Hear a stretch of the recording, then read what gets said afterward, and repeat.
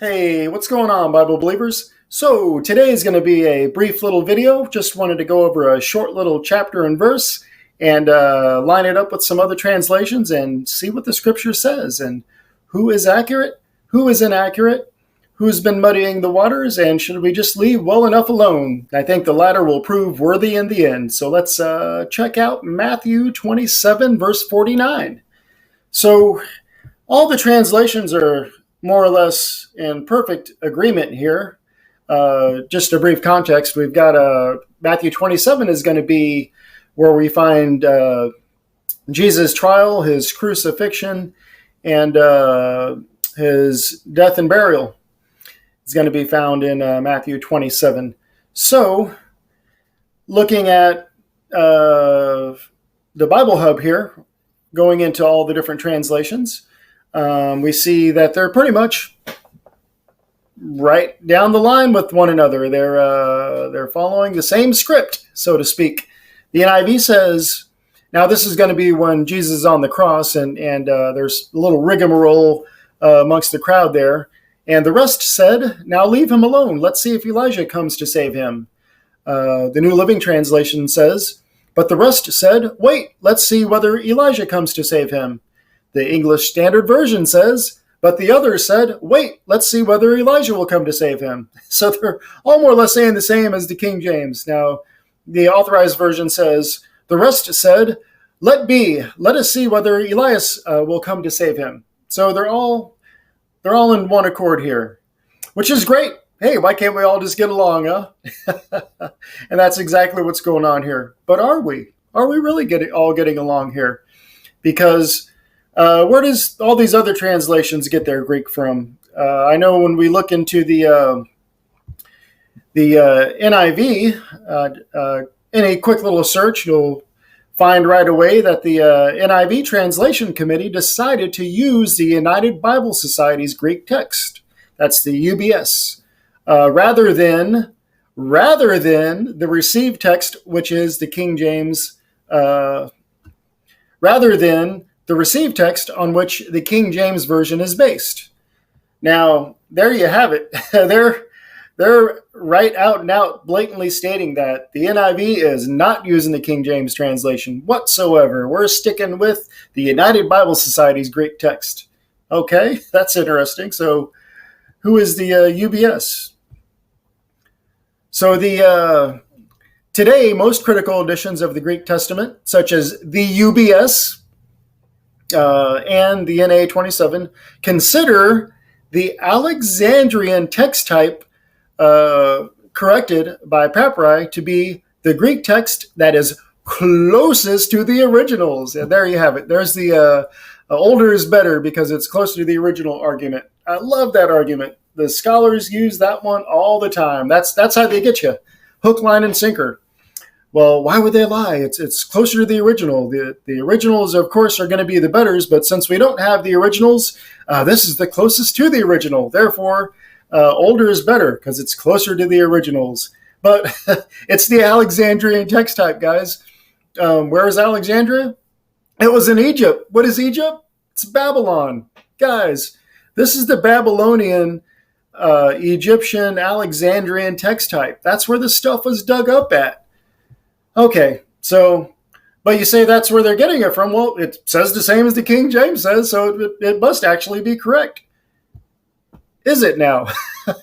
Let's go to that original UBS text type. So Matthew 27, you can see we have 4 columns lined up here. On the left is going to be Strong's. Then we got the Greek UBS, United Bible Society's text type, which is the Alexandrian text type of all the other translations. NIV, USB, Revised Standard American Version, whatever version you want to throw out there. Anything besides the Authorized Version is going to fall in line with this particular translation right here. And next to the Greek, we're going to have the English version, and then we've got a morphology off to the right. Haven't studied what all that is on the far right, but our main focus is going to be Greek and English. So let's just go down the line and see what all the other translations read. And the rest were saying, let be, let us see whether comes Elijah to save him. Moreover, having taken a spear, pierced of him the side, and flowed water and blood. Oh my God, wait a minute. So, Matthew 27, verse 49, the guards are piercing Jesus at his side while he's on the cross, still alive, mind you. They're piercing his side, and out flows water and blood, all within that same scripture. Wow. That's that was something that was done after Jesus was dead on the cross. That wasn't done while he was still alive. Jesus hasn't given up the ghost yet. We're still Matthew 27, verse 49. We'll get to that. But this is what all the other translations read. This is the original Greek, right? It's better than the King James. So why are they using the King James translation? Anyways, who else uses this curious reading of the Alexandrian text type? Oh, the Jehovah's Witness also uses that. There you go, guys. I hope you like your NIV. It's hook, line, and sinker with the Jehovah's Witnesses translation. And when we scroll down to verse 49, getting close to it, here we are. But the leftover ones said, let's go off to see, of course, I'm reading the English translated from the Greek, so it reads a little funny. I feel like I'm Yoda talking here. The but leftover ones said, let go off, let us see if it is coming, Elijah, to save him. Another but having taken a spear, pierced him on the side, and came out water and blood. There you go, guys. So all your other Bible translations are right in line with the Jehovah's Witness. But what does the Textus Receptus read? And we know that the King James Authorized Version was taken from the Textus Receptus. And here we are, Matthew 27. Let's just go ahead and scroll on down to verse 49. The rest said, let be, let us see whether Elias will come to save him. That's it. There's no piercing of the side. And then right after that, Matthew 27:50, we read, Jesus, when he had cried again with a loud voice, yielded up the ghost.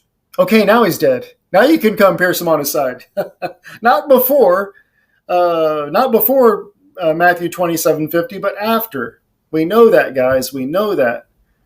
This is the Textus Receptus Bible, in case you guys were wondering. Textus Receptus manuscript was used by Robert Estienne, Theodore Beza, Elzevir. We've got Scrivener, and in various Textus Receptus New Testament variants. Some of the historical Bibles that are going to be using that manuscript are going to be the Wessex Gospels, John Wycliffe Bible, Masoretic text, the Byzantine majority text, the Byzantine majority again, English majority, and the Reina Valeria. Some of the Bibles that are going to come from the Textus Receptus are going to be the Tyndale Bible, the Coverdale Bible, Matthew's Bible, the Great Bible, Geneva Bible, Bishop's Bible, King James Bible, and on and on. So there you go, guys. And there's nothing in that line that is anywhere near the NIV, the New Living Translation, the English Standard, the New American Standard, all these other Bibles, American Standard. None of these guys are using that script.